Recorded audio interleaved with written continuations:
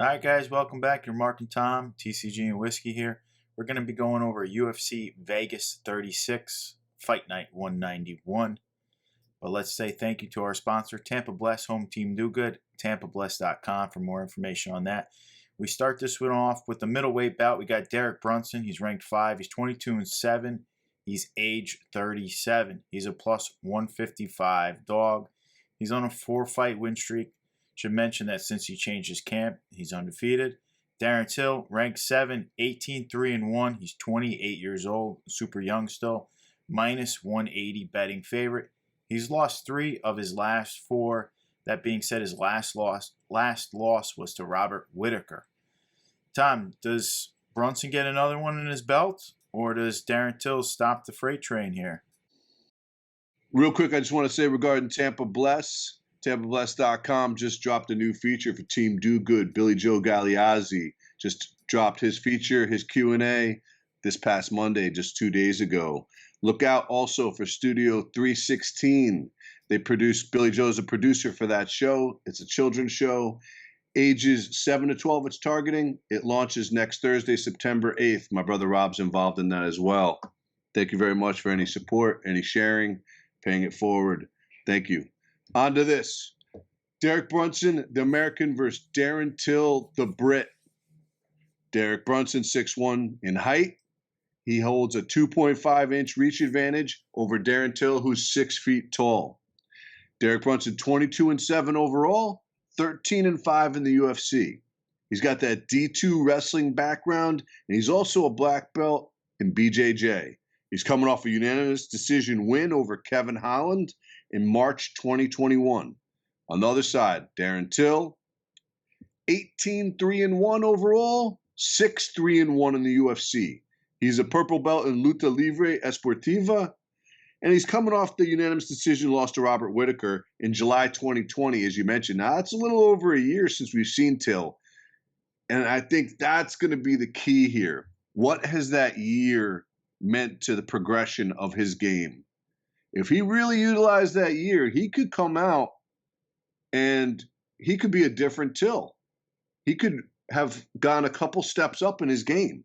I think that's really what we're going to be looking for here. Does Till have an exceptional takedown defense now? If he does, I think he could win. That said, I'm going to go with Derrick Brunson here, though.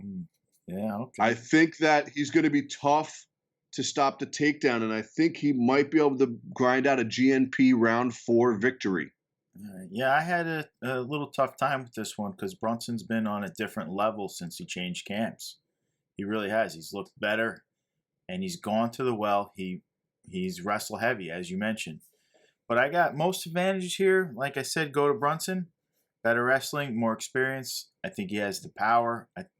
He's got a longer reach. But I think Till, with the youth, he fights longer than his reach is. And as you mentioned, he needs to avoid takedowns at all costs.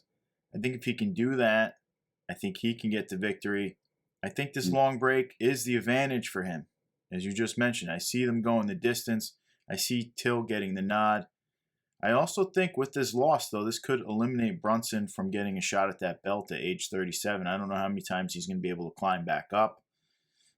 I'm not willing to put any money on this one as it sits right now. Come weighing time, you never know, but it's close because if Brunson can get him down and hold him down, I agree with you. I don't think he does. I think Till's defense holds up and he grinds out a victory. Maybe a little boring. But decision, you thinking? I'm thinking decision. But now, as far as the card market goes, Derrick Brunson's been around a long time. His rookie card is actually 2011 Leaf MMA Auto. A lot of people might not recognize the Leaf card, so 2014 Topps would be his next print. Personally, I don't like either set. I'm not a fan of the 2014 Topps. I'm not a fan of the Leaf Auto unless it's John Jones, just because it's John Jones. Derrick needs this win to be viable. I think he's going to age out if he loses this one and he doesn't have enough fan base behind him. Darren Till, guy's funny, guy's young, has a lot of followers. He's always playing pranks and everything, so he's always in the limelight. I'm putting a hold on him. I got to see how he looks. I think he found the right weight class, and I think he has enough time to really grow at this weight class. So I have to see how he performs against a few of these top guys, considering he doesn't have wins over them yet. And then I could easily change my mind and put him as a buy. I do want to say real quick about Till, though. His striking is very high end. It seems to be getting better, and that's why I mentioned that part about, and the same as you, about if he can kind of pull it like Chuck Liddell, where Chuck Liddell had a great takedown defense and it was a strong striker. Till really is crisp with that. And I also agree with, I forget who said it on an interview. I don't know if it was on Mac Life or one of those YouTube channels where they were getting predictions for the Jake Paul, Tyrone Woodley bout prior till it happening. And one of the guys had mentioned, I don't know if it was AJ Mackey or somebody, had said that he thought a good matchup for Jake Paul would be Darren Till. And I agree with that. I think Darren Till has that striking, and he has the proper size to actually be somebody that's of equivalent size as Jake. Yeah, totally off topic. We won't go down that rabbit hole. I think Woodley probably should have won. He looked better than he's looked in his past MMA fights, but different rabbit hole. We'll get down that another time. My main point being there that Darren Till matches up well. Boxing, he has that boxing. He does. He has the stand up. He does have good stand up. Well, let's move it right on. We got a heavyweight bout. I'm actually very excited. I might be one of the few guys who's super excited for this one. I know some people are. I'm with you on it. I know a few people are definitely excited for Aspinall. He's ranked 13. He's 10-2. He's 28 years old. He's a -265 favorite. He's on a 6-fight win streak. Last guy beating Andrei Arlovsky. He's going up against another guy who I'm very high on, Sergey Spivak, ranked 14. He's 13-2. He's only 26 years old himself. He's a +215 dog. He's on a 3-fight win streak, last beating Alexei Olenek. So, great matchup here. Tom, how do you see this one playing out? Does this line serve you right, -265, or is this a little too much of a favor for Aspinall here? Yeah, I think it's too much of a favor for Aspinall here. Not obviously to the same extent that I thought it was disrespectful to Gerald the other week, and Gerald ended up flipping that when he submitted Muradov, I believe was his last name, pronunciation. Tom Aspinall. Well, no, the other guy that he beat was Muradov, wasn't Muradov. it? Yeah, Muradov. Yeah, that was like a -5 something or something. Another off-topic thing. That was a nut shot by Mearshart, just a veteran move, slow the guy down with an illegal shot, get his breath back because he was getting smoked out there, and then he wins.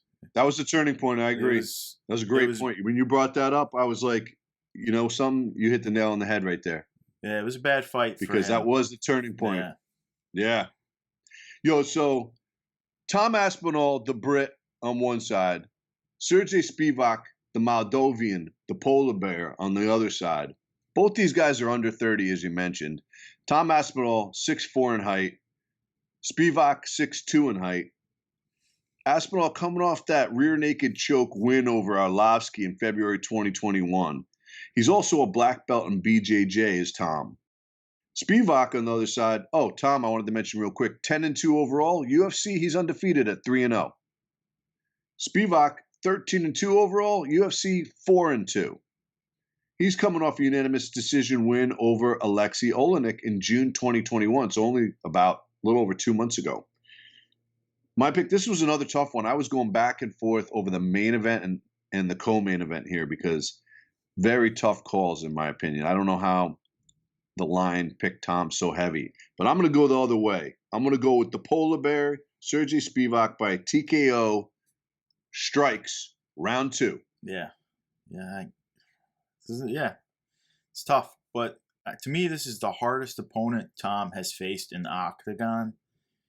People are going to maybe argue Andrei Arlovsky, but Arlovsky, he's not the same guy he was. Spivak is sneaky, really good game fighter. Having been out there with some of the best, Tybura, Tuivasa, Walt Harris, and Harris is the only guy to ever knock him out. He has a serious chin, great takedowns, great wrestling. That being said, I love Tom Aspinall. The guy's a tank, great boxing, great leg kicks. Like as you mentioned, black belt, great ground game. I see him getting the job done early. I'm going to think he gets the knockout round 1 or 2. If he doesn't get get that knockout though, this could be a time to do a little live bet on Sergey, depending on how he looks out there. Just because Sergey is sneaky good. Don't sleep on Sergey. I think this should have been a little closer to maybe a minus 160 for Aspinall, not minus 265. That being said, I got Aspinall winning it though. I'm taking him KO round 1.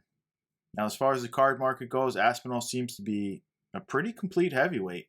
I feel he has the ability to be champ one day. The major problem he has is the heavyweight division hasn't been this stacked in probably decades.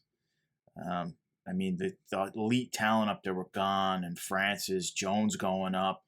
It's just way better than we've seen it for a long time.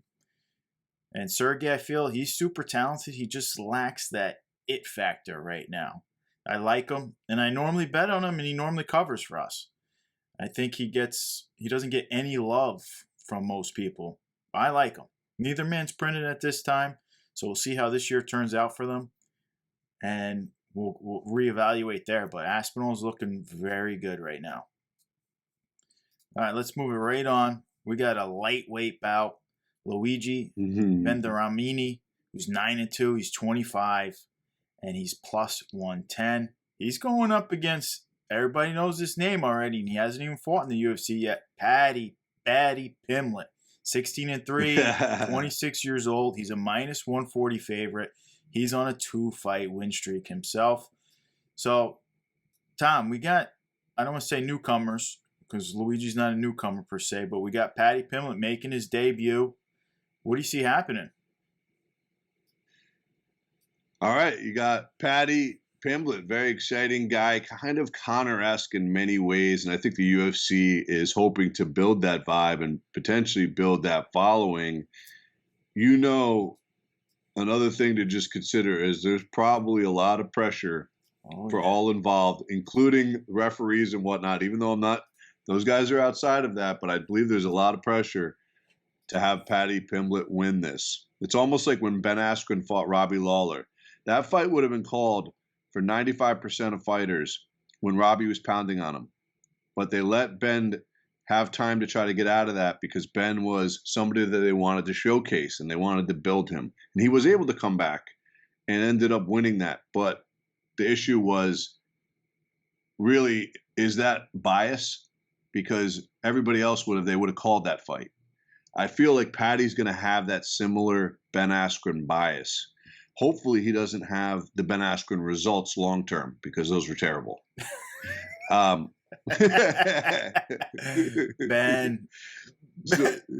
gets knocked out first round by Jake Paul. I mean, the guy's a disgrace. Patty Pimlet. I mean, but he had a storied career. I give him respect. Like Ben definitely, he came to the UFC I late. don't give him enough. That was the big issue. I did. I was hyped for him in the beginning. Then I watched some of his past fights and won. I told you he was eye poking guys when he was getting beat up and stuff. Yeah. All right, but keep going. All right, so Patty the Brit on one side, Luigi the Brazilian on the other. Patty's 5'8" in height, Luigi's 5'7" in height. Patty's 16-3 overall. UFC, it's his debut. It's going to be his first time out there. I wish he would debut with a crowd, but this is a very small venue. It's like, yeah, they have the crowd, but it's not the big. This guy is built he's Conor-esque. He's built, his attitude and the way that he thrives he's going to do better with the stadium type seating and audience. That said, I guess you could ease him in, and I could see the logic in that as well. Anyways, Luigi on the other side, Bendemini, the Brazilian. Both these guys under 30 as well. We've only had, so far in our coverage, we only have one guy over 30, and that was Derrick Brunson at 37. Everybody else, Till, Aspinall, Sergey, Patty, Luigi, they're all under 30. These guys are all up and coming, and they're young. Luigi, 9-2 in the 9-2 overall. UFC's got a losing record. He's 1-2. He's a black belt in BJJ. He's coming off a majority decision loss to Fares Ziam in June 2021. So he fought fairly recently, just a couple months ago. One thing I want to note is that I think Luigi's ground game, being a black belt in BJJ, is a dangerous situation for Paddy. I know that Paddy does have some subs, but that is not the route that I think Paddy should go. I think that could be a trap for him. If Paddy can keep this thing standing, I think that he wins by decision. So I'm going with Paddy by decision. Avoid the ground game. All right, yeah. To me, this is a warm-up fight for Paddy. You already mentioned it. UFC already wants him to be a star. Like you said, everybody knows who he is, and he hasn't even fought yet. Luigi's probably on the chopping block. He has not looked good in the UFC as of yet, and I expect that trend to continue here. Paddy's fun, exciting. I think he goes back to the well, though. I think he wants to showcase that he's a better grappler than these grapplers, and I think he hunts for that rear naked choke, what he's famous for. Paddy is known more for his ground game than his stand-up. So I see this finishing early. I think Paddy, never being knocked out before, I think Paddy gets it done. This guy's not going to stand with him. Paddy's going to get him to the ground, and I think he's going to submit him. I think he wants to showcase that he's better than the grapplers. Now, neither man has been printed yet, but if Paddy starts rolling, look out. He's a must-buy scenario. The UFC is going to promote him super heavy. And Luigi, we got plenty of time to wait and see. Like I said, if he loses this, he could be on the chopping block. But I do agree with that point. They probably should showcase Paddy on, they're going to be in New York. They should showcase him in New York or something. It would have been much better. So that card's already stacked. It would have been perfect for him. I'm excited for Paddy. They've already pumped him enough. I'm excited to see Paddy. I'm excited as well. So, and the guy's funny. He is funny, and he loves trash talk and everything. I'm all about it. Now we got another guy. They're just coming all over from the pond there. They're all on the other side of the pond. We got a bantamweight bout. Jack Shore, 26, 14-0, minus 500 favorite. And he last beat Hunter Azure. It was a split decision, though. But Hunter is another great prospect. He's going up against Ludwig Chaulian, who's 9-2-1. He's aged 31 years old, and he's a plus 350 dog there. And he's making his debut. Tom, do you think somebody gives Jack Shore a 1 in his record versus takes away that O? Well, I don't think that. Jack Shore, the Welshman on one side versus the Ukrainian Ludwig Chaulian. Jack Shore, 26, as you mentioned, he joins that group of the under 30, where Chaulian just over 30 at 31. Jack Shore, 5'7" in height. Ludwig, 5'8" in height. Jack Shore, 14-0. Overall, UFC, he's 3-0. He's a black belt in BJJ, and he's coming off that split decision win over Hunter Azure in April 2021. Ludwig, on the other side, 9-2-1 overall. UFC, it's his debut. I got to go with Shore here by rear naked choke round 2 or 3. Okay, sure. I'm also going to be taking Shore. We've seen this story before. The guy's winning and winning. Then he gets to the UFC. Ludwig has the majority of his wins by decision. I think he has 8 wins out of his 9 are decision. And Shore has an insanely high finish rate. I think he's 12 of his fights are finishes.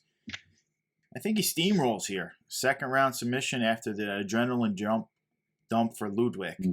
I think he's going to go in there. He's going to be pumped, making debut. And then he's going to dump in the second round. And Shore's just a talented young guy. Another great prospect. Can't wait to see out there. Once again, neither of these guys printed. Jack Shore, though, is another young, exciting guy I feel the UFC can promote. He's on that side of the pond, so it's a good promotion for them. Get new eyes in it. And keep your eyes peeled for him to be printed in the next go-around. So we're both agreeing. Jack Shore, submission. All right, let's move on. We're going to cover one more fight today. You got to put a Canadian on the card. They're not on there that often. We're going to cover Charles Jourdain, who's 25 years old. He's 11-3-1. He's a minus 190 favorite. His last 3 fights, he has a win, a draw, and a loss. He's going up against Julian Rosa, 25-10. He's 32 years old. He's a plus 160 dog, and he's coming off a loss. Great matchup here, Tom. What do you see happening? We add that Canadian to the list of those under the crown on this card. You got Julian Rosa, the American, on one side, 6'1" in height. He holds a 5.5-inch reach advantage over the Canadian Charles Jourdain on the other side, who's 5'8" in height. Julian, 25-10 overall. UFC, he's got a losing record at 3-4.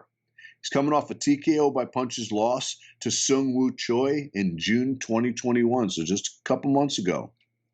Charles on the other side, 11-3-1, UFC 2-2-1. So he's got an even record. He's a black belt in BJJ, and he's coming off a TKO by punches win over Marcelo Rojo in March 2021. I like Charles. I think he does have a future as long as he keeps progressing because he's so young. He's 25, and I like what he brings to the table. He's got that BJJ, but I also feel like his stand-up is improving. I got Charles by strikes, round 3. Yeah, Charles is one of the most exciting guys to watch in the UFC, I feel. Matador's number 1, though. There's almost no question. Michel Pereira is the most exciting guy in the UFC to watch. I'm actually excited Johnny Walker comes back. He's exciting also, even though he's on a losing streak there. But we got Charles Jourdain is just all over the octagon. The Matrix is exciting too, even though he gassed out last fight. And I thought he won. He got robbed. The Matrix is exciting. He is exciting. No, there's a few guys. I'm just saying. I think Charles is one of them. He's got flying knees, Superman punches. Oh, that backflip. The reason they call him. He backflipped and landed on. Oh, that was El Matador. Dude's head, on Nico's head. He actually landed on his head. He's amazing. He's so much fun. He's a different ball. There's a reason why they call him the Air, Charles Jourdain there, and because it holds true. The guy is flying all around that octagon. I like him. And now Rosa's beating up a few up-and-comers himself, though. He took down Woodson. He took down Landwehr. And he has 11 KOs, TKOs, and 11 subs, and only 3 decision victories. Meanwhile, Jourdain has 0 decision wins, 8 KOs, and 3 subs. That's nice. That's how you want to see those wins go down, to get those bonuses. I see the stain on the feet. I see Charles just using that speed and the crazy heart. And I think also, I agree, we get a second-round finish. I think it's going to be by strikes, potentially like a flying knee or something like I said he's famous for. He goes for about 20 of those a fight. And I'm taking Jourdain also. Now, these guys are both young. I don't know if Julian Rosa doesn't get a win or 2 here. I don't know if we see him printed anytime soon. I think Jourdain, though, I think being that he's from another country, also Canada, a smaller market that they can bring in, I think he's going to be marketable, and I think we'll see him printed in the future. Now, I also want to just mention on a different point here, who forever was watching at the end of the video, UFC announced they're building another performance center in Mexico, trying to bring in a lot of Mexican fighters because those guys, well, we know Mexicans have heart. They are the toughest to take out. We've seen it. Anthony Joshua in boxing is the only guy. Mexican, just the heart. But we have a champ right now. Then they saw that. They saw that people love him. He's very marketable in the UFC. Just want to send it out. New performance center in Mexico, so keep your eyes peeled. I think we're going to see a lot more. Well, in the boxing, the Puerto Ricans will argue about that, and who's tougher. They can argue who's tougher, but I mean, we've seen in the UFC there's a bunch of good Mexican fighters right Mexicans now. are great heart, and they got a great following. They have a lot of pride. Right. If they have a good person that's kind of flying the flag for them, they'll all back. That's what I'm saying. Moreno is loved by everyone instantly. His victory, his story, everything. So was Kane. Kane is still wrestling Lucha Libre. They love Kane. That's what I mean. So the performance center's going there. So keep your eyes out. I think we're going to see a lot more Mexican fighters coming very soon. A lot more news to cover too, but we'll do it on another show. I appreciate everyone who joined us and stayed with us till the end, and we'll see you guys next time.